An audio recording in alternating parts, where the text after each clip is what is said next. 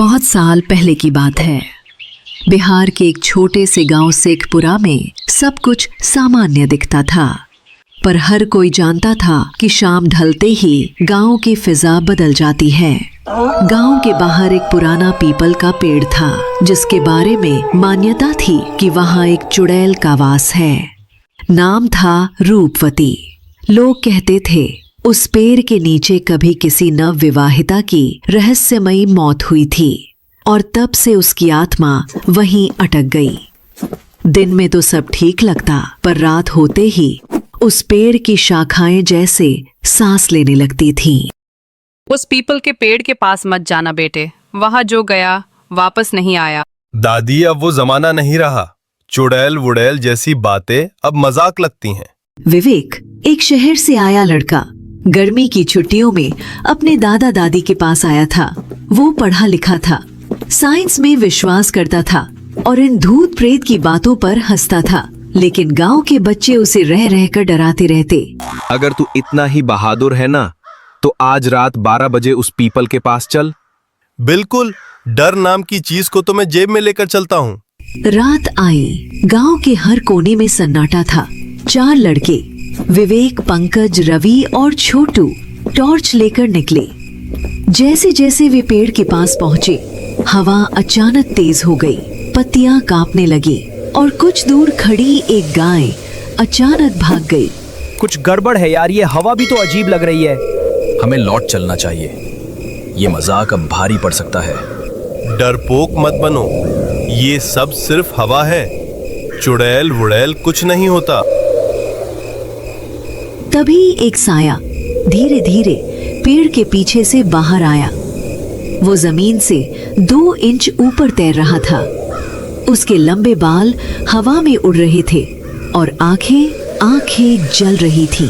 क्यों आए हो मेरी शांति भंग करने? विवेक की सांस अटक गई। उसके पैरों ने चलना बंद कर दिया। रूपवती उसके सामने मंडराने लगी। विवेक, भाग! अब तुम भी यहीं रहोगे मेरे साथ हमेशा। तेज हवा चली और एक जोरदार चीख हवा में फैल गई। अगले पल सब शांत। सुबह गांव के कुछ लोग खेतों की तरफ निकले तो देखा पीपल के पास 4 चप्पलें पड़ी थी, लेकिन लड़कों का कोई नामो निशान नहीं था। मैंने कहा था उस पेड़ से दूर रहो, मगर किसी ने नहीं सुना। पुलिस आई, सर्चिंग हुई, कुछ नहीं मिला। मोबाइल, टॉर्च सब बंद। सीसीटीवी जैसा कोई सिस्टम गांव में नहीं था। बस पेड़ के इर्द गिर्द एक सन्नाटा और कुछ अधजली माचिस की तीलियां मिली। कुछ दिनों बाद गांव की एक लड़की ने दावा किया कि उसने रात को 4 परछाइयों को पेड़ के चारों तरफ घूमते देखा। एक सफेद शर्ट, एक नीला टी शर्ट, एक लाल झोला और एक नंगे पांव। वो चारों पेड़ की जड़ों के पास बैठे थे और वो औरत हंस रही थी। गांव में दहशत फैल गई। पीपल के पास अब कोई जानवर भी नहीं जाता। पेड़ के नीचे मरे हुए पक्षियों की लाशें रोज पाई जाने लगीं। कुछ पंडितों को बुलाया गया।